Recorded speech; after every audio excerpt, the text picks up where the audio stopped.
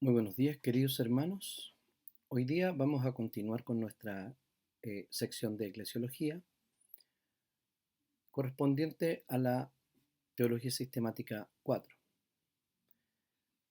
Vamos a abordar hoy día el tema del gobierno de la iglesia. Hoy en día hay grupos que denigran, por ejemplo, iglesias emergentes o iglesias restauracionistas que niegan un gobierno de la iglesia de manera formal. Esto no quiere decir que estas iglesias no tengan un gobierno local, porque de hecho sí lo tienen, pero en términos formales lo niegan como si fuera innecesario o no bíblico eh, un gobierno designado de la iglesia. Y otros que exacerban esta, este gobierno eclesiástico, por ejemplo, el movimiento apostólico y profético, eh, como dije, exacerban la existencia del gobierno de la iglesia, también con un gobierno no bíblico y muchas veces centralizado y hasta, en algunos casos, abusivo. Hay distintos sistemas de gobierno que nos hemos encontrado a lo largo de la iglesia. Por ejemplo, el sistema erastiano. Este sistema eh, defiende que los oficiales de la iglesia son nada más que instructores y predicadores de la palabra, sin ningún derecho a gobernar. ¿Por qué razón? Porque el poder estaría en los magistrados civiles. Entra este sistema en un conflicto fundamental de que Cristo es el jefe de su iglesia y no reconoce el hecho de que la iglesia y el Estado son distintos en su origen, también en sus objetivos y también ejercen un poder y una administración en esferas distintas. Hay otro sistema llamado episcopal. Los episcopales sostienen que Cristo, como cabeza de la iglesia, ha entregado el gobierno de esta misma de manera directa y exclusivamente a un grupo de prelados u obispos considerados como los sucesores de los apóstoles. Esto quiere decir que ellos creen que los líderes de la iglesia, los gobernantes de la iglesia, serían unos eh, continuadores, perdón, continuadores de continuadores de la sucesión de los apóstoles, o sea, le llaman sucesión apostólica, y que él ha constituido a estos obispos como un orden distinto, eh, eh, separado, independiente y que se perpetúa por sí mismo. Esto quiere decir que el gobierno de la iglesia sería prácticamente incuestionable. Eh, hay un sistema que también es episcopal, pero que ha llevado el episcopalismo a su más extrema conclusión lógica, que sería el católico romano. Este sistema pretende contener no solo los sucesores de los apóstoles, sino también el sucesor para Pedro, que sería el Papa.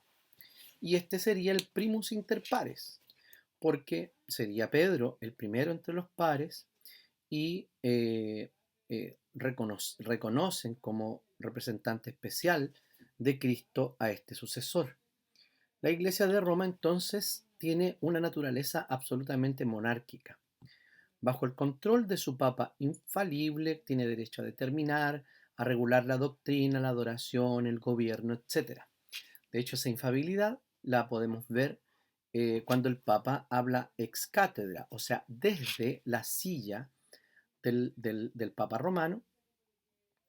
Entonces él sería eh, eh, eh, no contendrían errores y sería absolutamente infalible en ese caso.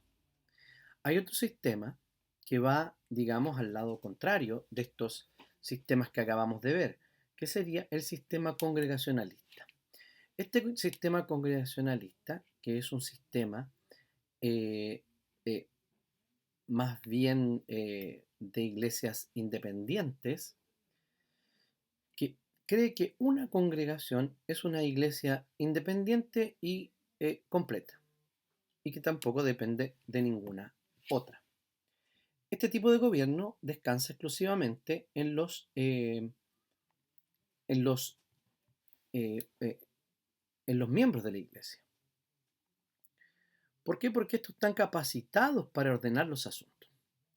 Los oficiales serían entonces funcionarios de la iglesia local designados para enseñar, para administrar los asuntos de la iglesia, pero que no tienen poder para gobernar más allá de lo que poseen como miembros de la misma. O sea, son miembros también los oficiales de esa comunidad. Em, Vamos a pasar ahora al, al gobierno presbiteriano, que creemos es el que está mejor respaldado en la escritura. Sin embargo, nosotros debemos saber también que los otros gobiernos no necesariamente prescinden de todo respaldo bíblico o carecen de cualquier respaldo bíblico. Entonces, ¿cuáles serían los principios fundamentales de esta eh, fundamentales de este sistema, del sistema reformado o presbiteriano? Primero, el primer principio es que Cristo es la cabeza de la iglesia y fuente de toda autoridad. O sea, la Biblia nos enseña que Cristo es cabeza, no solo de la iglesia, sino también de todas las cosas. Es el Señor del universo. Podemos ver textos, por ejemplo, como Mateo 28, 18, cuando dice, toda autoridad me es dada en el cielo y en la tierra. O, por ejemplo, los textos de Apocalipsis 17 y Apocalipsis 19, cuando presentan a Jesucristo como el rey, como el gobernante. Entonces, en un sentido muy especial, Cristo es la cabeza de la iglesia, la cual es su cuerpo. Esta es una imagen de la iglesia cuando se representa como cuerpo. Y Cristo sería la cabeza teniendo una relación orgánica y vital. ¿Por qué? Porque Él gobierna a esta iglesia sin, sin un vicario especial aquí en la tierra, sino que la gobierna por medio de aquellos que la propia iglesia ha decidido que lo hagan. Entonces, eh, no es solo también su cabeza, sino que también es el rey, también es el legislador, y Cristo sería entonces la cabeza de toda la iglesia, de la iglesia invisible, la que constituye su cuerpo, de todos los elegidos, desde Adán hasta los últimos creyentes de la última era. Entonces, Él tiene autoridad y gobierno sobre la iglesia. ¿Por qué creemos que Cristo es autoridad para su propia iglesia? Primero, nosotros podemos ver que en el Evangelio de Mateo, capítulo 16, versículo 18, dice, Pedro le está preguntando, o sea, Jesús le está preguntando quiénes dicen los hombres que es Él.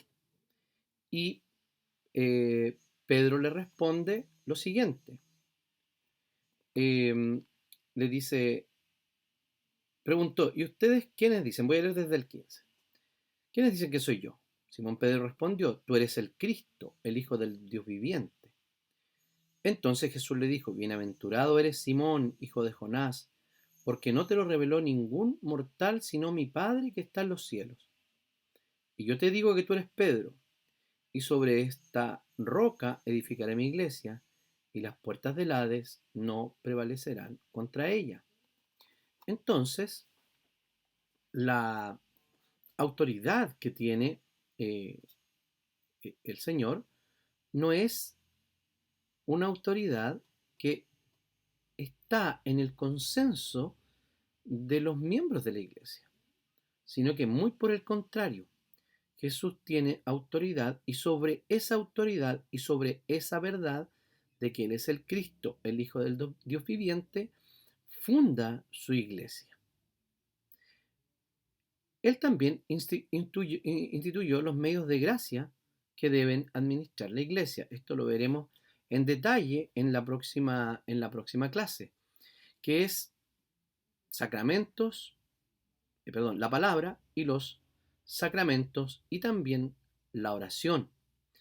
En este asunto, nadie tiene, por ejemplo, en el caso de los medios de gracia, nadie tiene autoridad para legislar sobre este asunto. Nadie tiene derecho. O sea, Cristo ha dicho que su palabra es palabra de Dios. Y eso es absolutamente indiscutible. Vale decir que no es la iglesia. La Biblia no recibe autoridad porque la iglesia se la da, sino que la iglesia tiene autoridad en cuanto la escritura y el propio jefe de la iglesia, que es Jesucristo, se la ha concedido. Entonces, también podemos decir que Él le dio oficiales a la iglesia para que pudieran hablar y actuar en su nombre. Recordemos, por ejemplo, el texto de Mateo, cuando dice que cuando dos o tres estén congregados, reunidos en mi nombre, yo estaré en medio de ellos, y lo que atare en el cielo será atado en la tierra. Está hablando precisamente de cómo estos oficiales tienen la autoridad para ejercer la disciplina.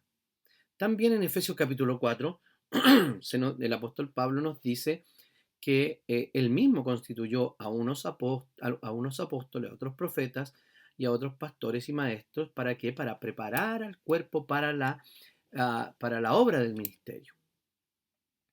Entonces, el Señor también está en medio nuestro y de allí toma la autoridad quien, por ejemplo, ejerce el don de la profecía dentro de la iglesia. No es por autoridad propia que el ministro que predica el evangelio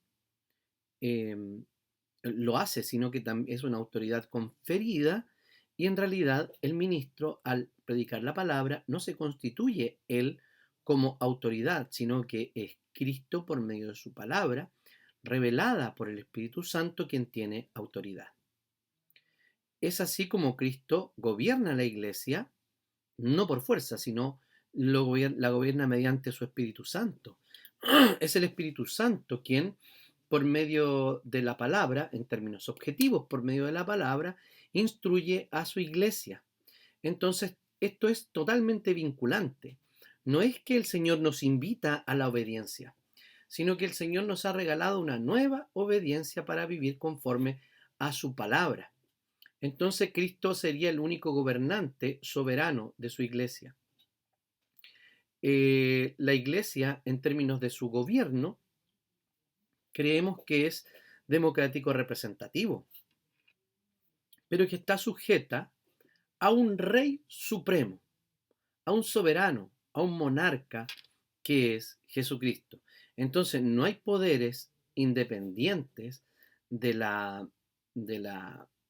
independiente de Cristo dentro de la iglesia. Cristo como rey entonces ha dotado de poder a su iglesia, o le ha conferido esta autoridad por Cristo. Cristo mismo se la ha conferido. ¿Por qué? Porque como un todo le ha conferido la autoridad a los miembros ordinarios, lo mismo que también a los oficiales.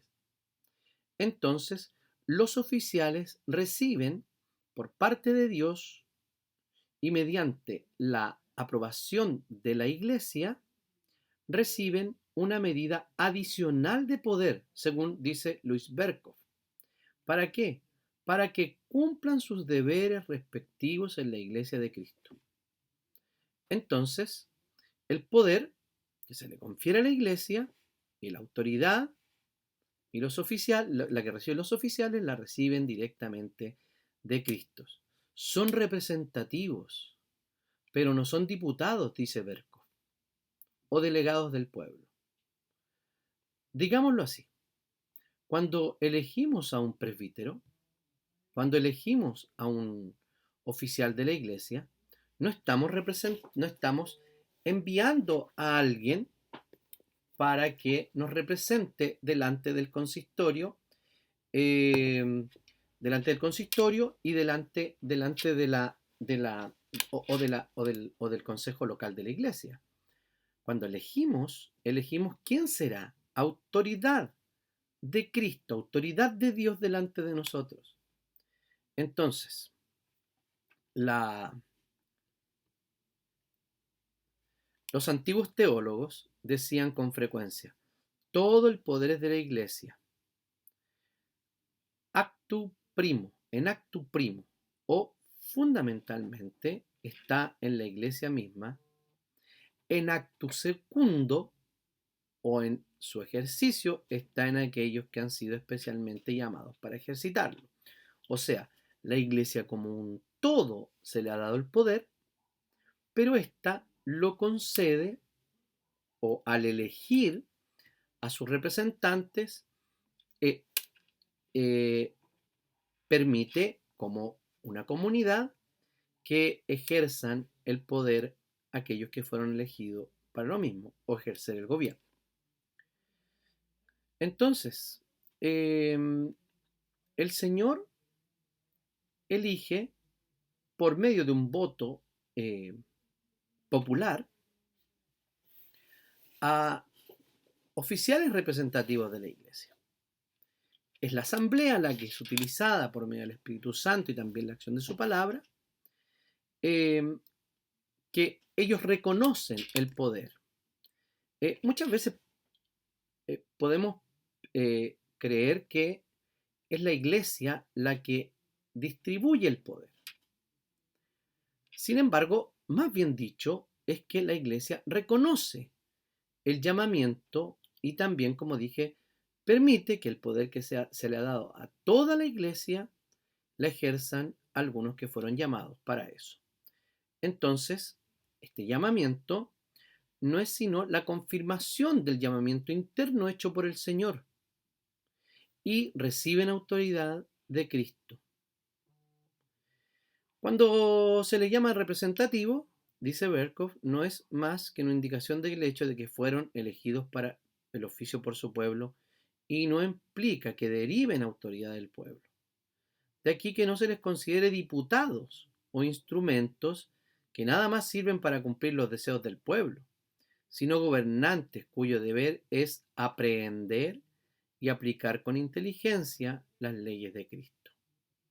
Entonces, cuando la iglesia reconoce este poder que ha sido conferido por Cristo, se transforman en gobernantes. Entonces, es por eso que en una iglesia presbiteriana no todos los asuntos son considerados por la asamblea local, sino que es la misma asamblea la que ha elegido para que ellos gobiernen. Entonces, un consistorio, un consejo local, está para gobernar. Esto quiere decir que es resolutivo. O sea, las decisiones de un consistorio son resolutivas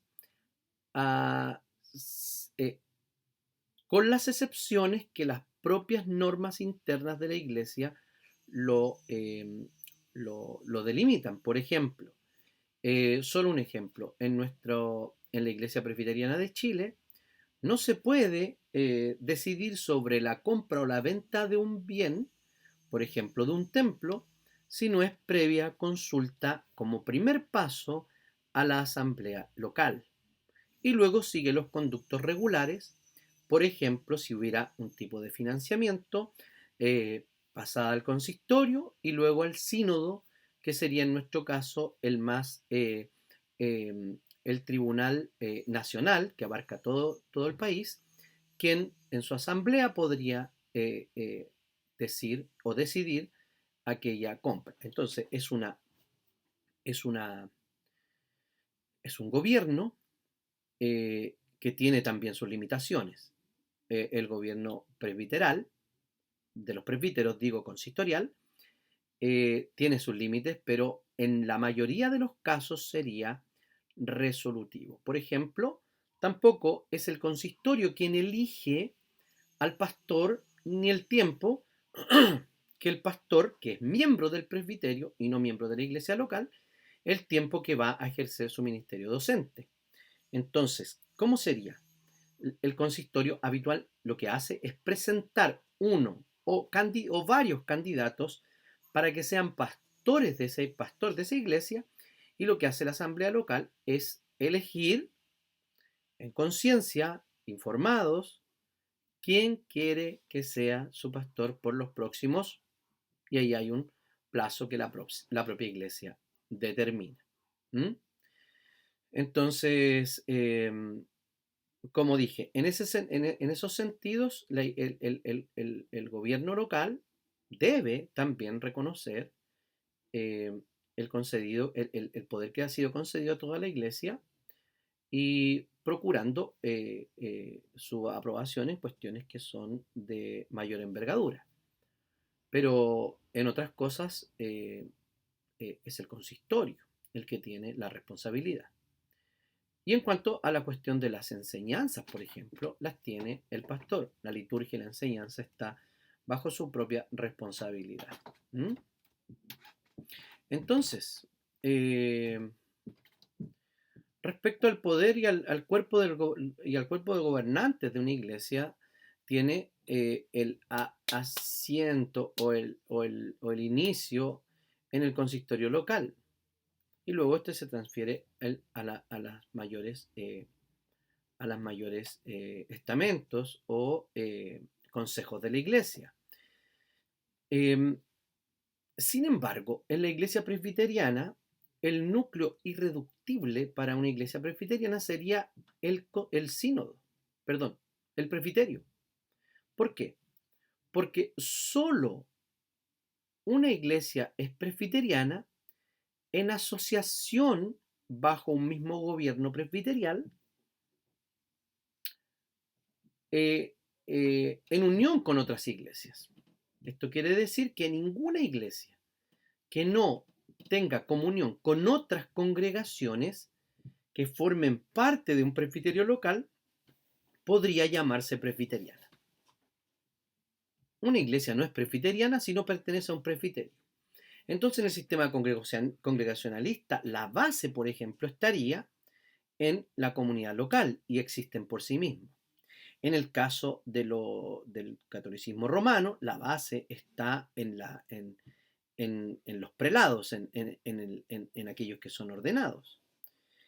Aquí la base está en la unión de las iglesias, porque la iglesia presbiteriana es una comunidad que está unida, está confederada, está respaldada por otras iglesias de una misma localidad, y eso constituye el presbiterianismo.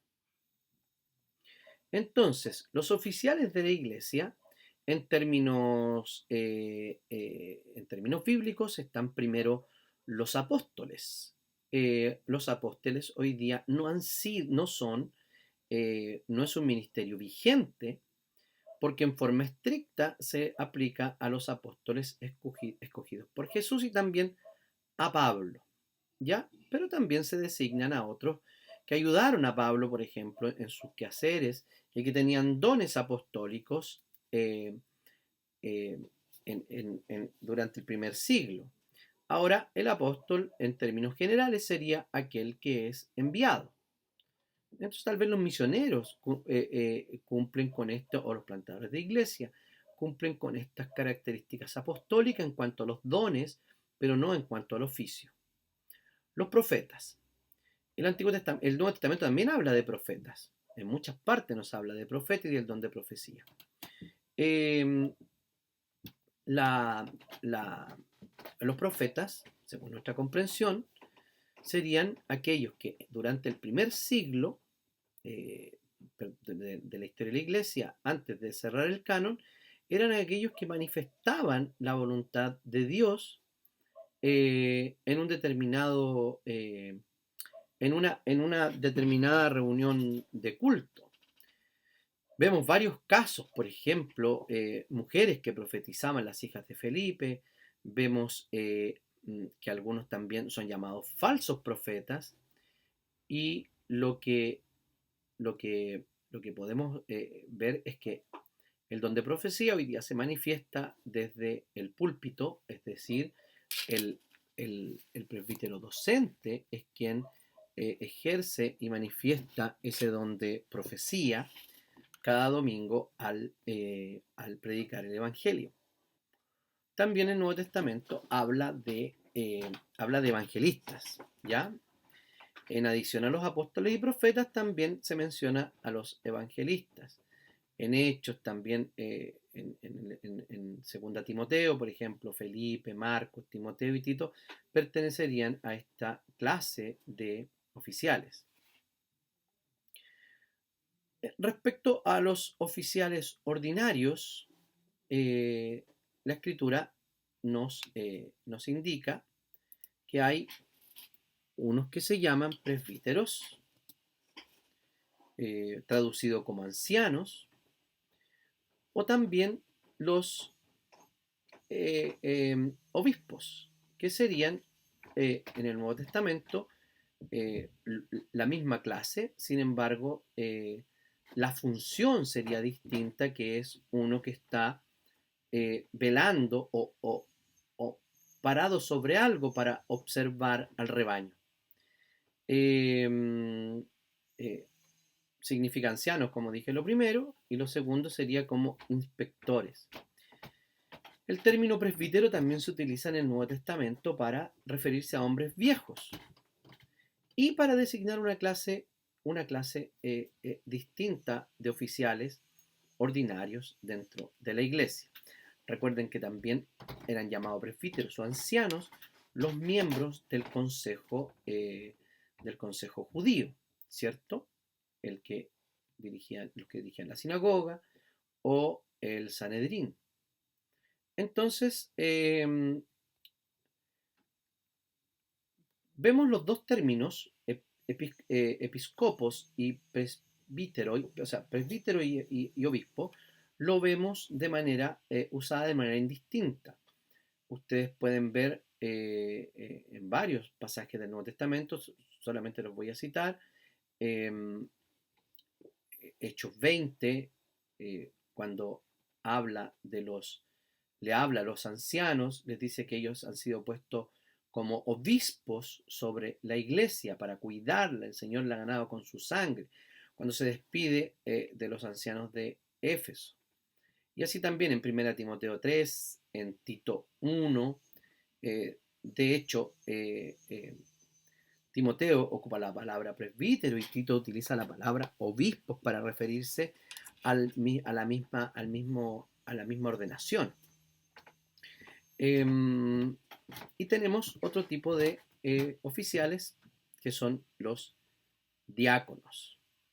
El diaconado sería un oficio que es muy probable que tengamos su inicio en el capítulo 6 del libro de los Hechos, donde se les designa como servidores. Me gustaría que utilizaran su Biblia allí y pudiéramos mirar el capítulo 6 de Hechos. donde vemos la elección, hay que, hay que, eh, hay que decir que ellos nunca fueron llamados como diáconos en este texto. Dice así, voy a leer el 6 del 1 al 7. Dice, en aquellos días, al aumentar el número de los discípulos, se quejaron los judíos de habla griega con los de habla aramea de que sus viudas eran desatendidas en la distribución diaria de los alimentos. ¿Qué quiere decir esto? Quiere decir que la iglesia en Jerusalén había crecido de tal manera y que era muy probable que algunas mujeres judías de la diáspora, de la dispersión, que vivían en otros lugares y que habían ido para Pentecostés en ese año, cuando el Espíritu Santo es derramado, es altamente probable que algunas hayan quedado viudas y se hayan quedado en la comunidad de Jerusalén, siendo, por ejemplo, alojada por hermanos, y ellos tenían también todas las cosas en común. Entonces podían quedarse y había un sustento de asistencia social para las hermanas viudas que estaban viviendo en Jerusalén y que eran de la diáspora, o sea, de habla griega. Entonces se quejaron los judíos de habla griega contra los de habla aramea, que sus viudas eran desatendidas en la distribución diaria de los alimentos. La palabra que utiliza aquí cuando dice distribución, dice que eran desatendidas en la diaconía diaria de los alimentos. Así que los 12 se reunieron a toda la comunidad de discípulos y les dijeron, no está bien que nosotros los apóstoles descuidemos el ministerio de la palabra de Dios para servir a las mesas. Cuando dice servir a las mesas, también habla de la diaconía de las mesas. Hermanos, escojan entre ustedes a 7 hombres, un número representativo en la escritura como plenitud. ¿De qué? ¿Cómo? De buena reputación, llenos del espíritu y de sabiduría, para encargarle esta responsabilidad. Esta responsabilidad de sustentar y de distribuir los alimentos. Uno dice, pero esto sería muy fácil. Cualquiera lo podría hacer. No, no, no, no. Deben ser hombres de buena reputación. O sea, nadie que esté su reputación trastocada. Como alguien que es conocido en chileno como pillo. Como alguien que tiene... Uh, que es mañoso. No sé si ese tipo de palabras podrían ser usadas, pero es lo que está diciendo aquí el relato de Lucas en Hechos. Entonces luego dice, lleno del Espíritu Santo, sabiduría, de buena reputación, para encargarle esto. Así nosotros nos dedicaremos de lleno a la oración y al ministerio de la palabra. A la oración y a la diaconía de la palabra. Entonces, en estricto rigor, aquí en el texto vemos 2 tipos de diáconos o 2 tipos de diaconía. Una que servía a las mesas y otra que servía el otro alimento, que era la palabra. Eran distintos, claramente, y tenemos que verlo de esa manera. Entonces, luego dice que esta propuesta agradó a toda la asamblea y escogieron a Esteban, lleno de fe y del Espíritu Santo, a Felipe, a Prócoro, a Nicanor, a Timón, a Parmenas y a Nicolás, un prosélito de Antioquía. Los presentaron a los apóstoles, quienes oraron y les impusieron las manos. O sea que hay una ordenación. El acto de imposición de manos se le confiere autoridad. Y la palabra de Dios se difundía, el número de los discípulos aumentaba considerablemente en Jerusalén, e incluso muchos de los sacerdotes obedecían a la fe. Este oficio se fue desarrollando y nosotros lo podemos ver, por ejemplo, en Filipenses capítulo 1. que dice así: en el saludo, dice: Pablo y Timoteo, siervos, esclavos de Cristo Jesús, a todos los santos en Cristo Jesús que están en Filipos, junto con los obispos y diáconos. Entonces, parecerá que fuera un oficio distinto al de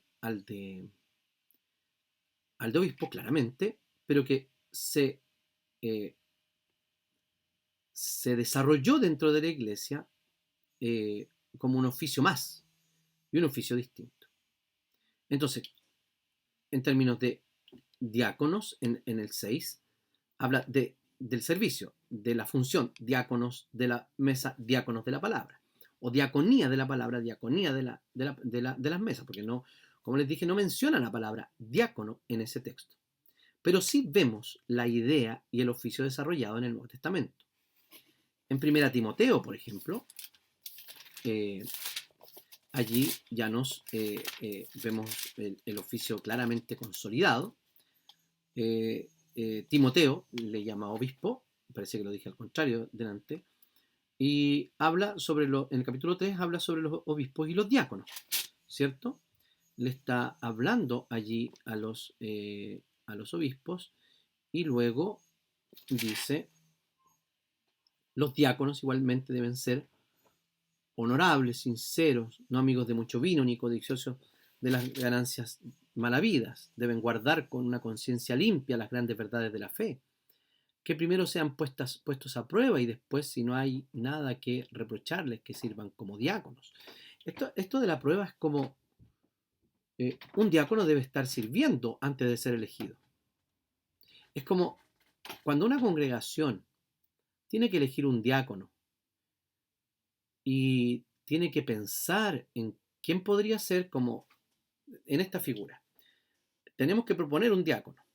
Entonces, nos ponemos de pie en la congregación y empezamos a buscar, a buscar, a buscar.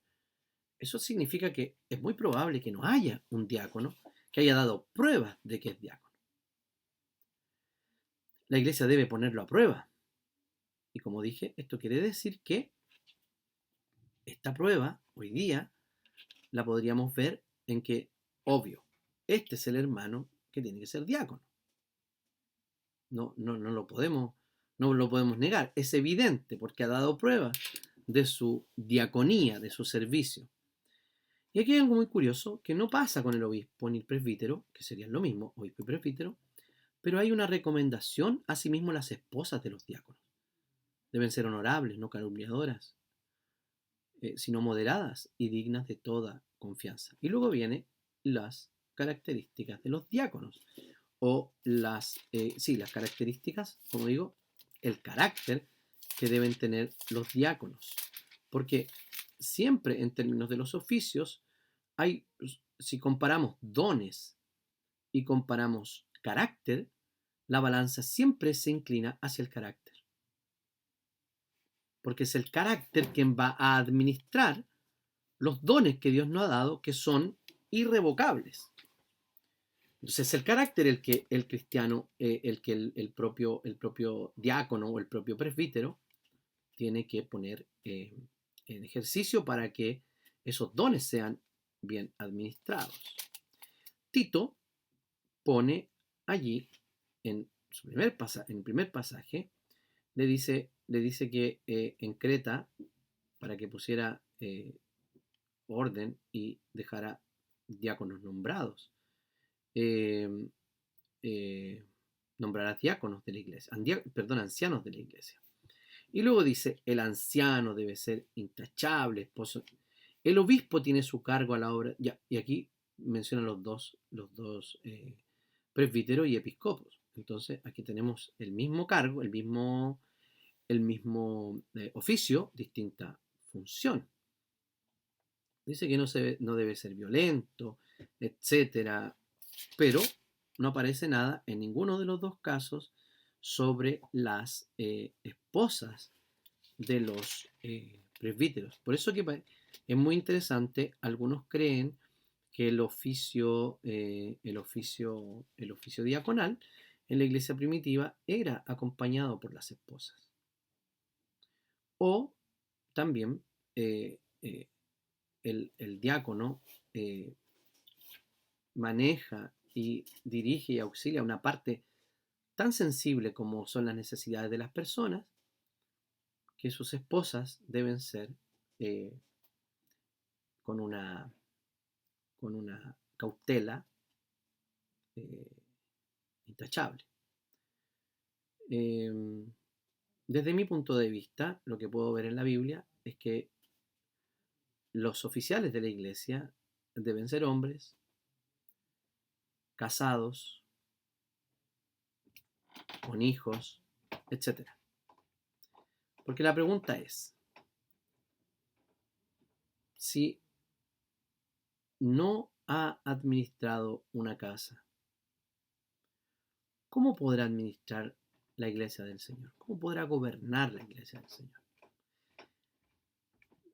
Si gobierna mal una casa, el que es casado, no solo debe ser casado, sino que debe gobernar bien su hogar.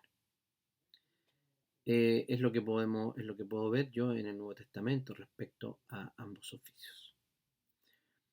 Este es el gobierno, la clase de gobierno de la iglesia. Preparen sus preguntas para cuando tengamos nuestro encuentro sincrónico.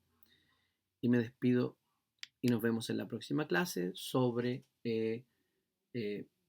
los medios de gracia y los sacramentos.